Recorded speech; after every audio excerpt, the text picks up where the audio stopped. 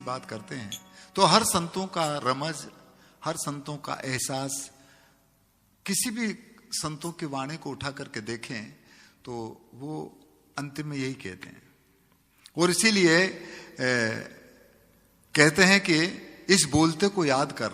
वो यहां पर भी बोलने, जो सबको हम बोलते हैं तो कौन बोल रहा है आखिर की, इसकी एहसास, इसका पहचान, इसकी ओळखान कैसे करें। तो एक रेखता में कबीर साहब कहते हैं कि इस बोलते को याद कर ले जिसका इलाही नूर है, जिसने पिंड और प्राण को रचिया सोई तो यहां हाल हजूर है। गज राजा तो द्वारे झूलता वही राजा जहूर है, और उस मुर्शिद के शब्द तू चेता नहीं तो गाफिल क्रूर है। और कहें कब्बीर घट चेत ले तेरे में तेरा नूर है, और नूर पर जहूर दर से तो साहेब ही भरपूर है।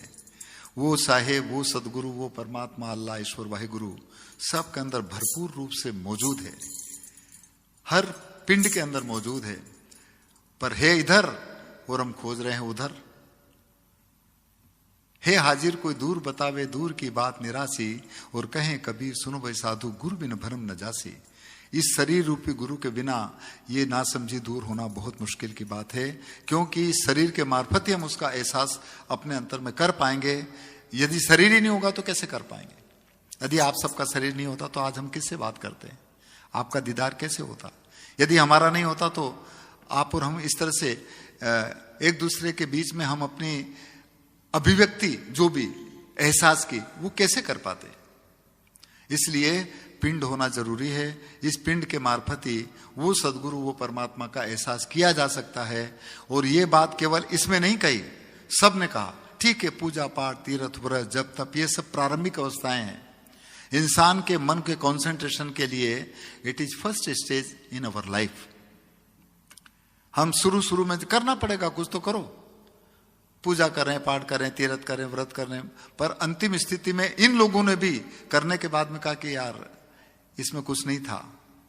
देखिए एक नाथ संप्रदाय के संत हुए हैं, वो कहते कि हमने ये सब कर लिया, परंतु हमें क्या एहसास हुआ जब मालूम पड़ा कि ये जितना भी कुछ किया वो सब निरर्थक चला गया, और वो तो हमारे पास में था और हम ये करते करते पूरी समझ चला गया। भजन उनका इस तरह से है।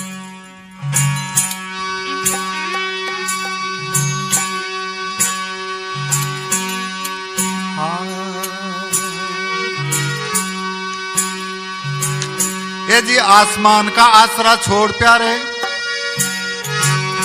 आसमान का आसरा छोड़ प्यारे, ने उलट के घट देख अपना जी।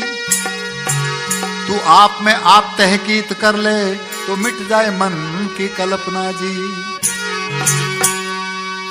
हर बिन देखे निज नाम जपो रे, बिन देखे निज नाम जपो, ने सो तो रेण का सपना जी। अरे कबीर दीदार प्रकट हुआ तो फिर जाप कौन का जपना जी। जब वो प्रकट हो गया तो फिर किसकी जाप जपना।